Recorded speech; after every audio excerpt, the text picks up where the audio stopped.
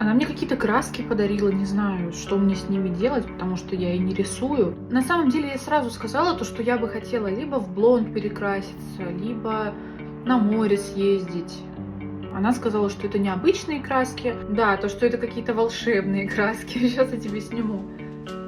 Ну, посмотри. Ну, это смешно. Куда мне снять?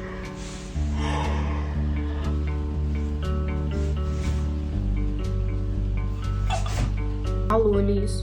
Прикинь, я проснулась, а у меня не мои волосы. Мне кажется, что все дело в том подарке.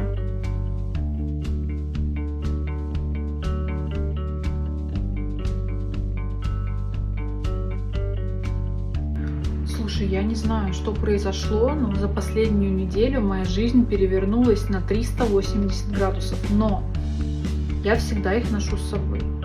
Да, те самые краски.